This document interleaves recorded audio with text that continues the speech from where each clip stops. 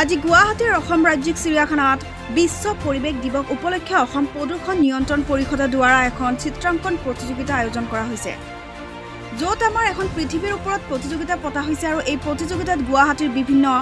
বিদ্যালয়ৰ পৰা ছাত্ৰ-ছাত্ৰী আহি অংশগ্ৰহণ কৰিছে এই প্ৰতিযোগিতাত ছাত্ৰ-ছাত্ৰীসকলৰ মাজত 4টা শ্ৰেণীত অন্তৰ্ভুক্ত কৰিছে ক্লাছ 1 ৰ পৰা ক্লাছ 3 লৈ ক্লাছ 4 ৰ পৰা 6 লৈ আৰু ক্লাছ 6 ৰ পৰা 9 লৈ আৰু বিশেষভাৱে সক্ষম ছাত্ৰ-ছাত্ৰীসকল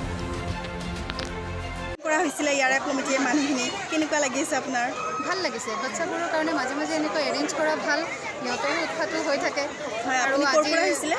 মই নাৰেংগী বীৰকুছি মহাৰিষি বিদ্যা মন্দিৰ হয় হয়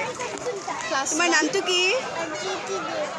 আদৃতি দেৱ কোনটো ক্লাছত পঢ়া আজি কেনেকুৱা লাগিছে কি আঁকিলা কি আৰ্ট কৰিছা আৰ্ট আঁকিছে এনভাইৰনমেণ্ট আচ্ছা আচ্ছা এনভাইৰনমেণ্টৰ ওপৰত আজি থিমটো আছে প্ৰায় বছৰে পাতি আহিছোঁ বিশ্ব পৰিৱেশ দিৱসৰ লগত সংগতি ৰাখি এই প্ৰতিযোগিতাখন পতা হৈছে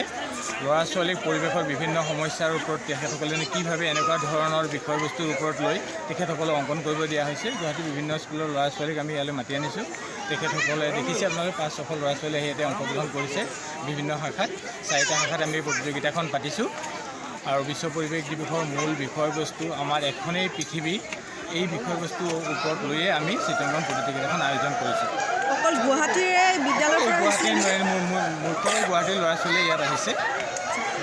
কিমানখিনিমান ল'ৰা ছোৱালী হ'ব 600মান ল'ৰা ছোৱালী 600-800মান ল'ৰা ছোৱালী হৈছে হিচাপ কৰাটো ওলাব আমাৰ ৰেজিষ্ট্ৰেশ্যন চালেই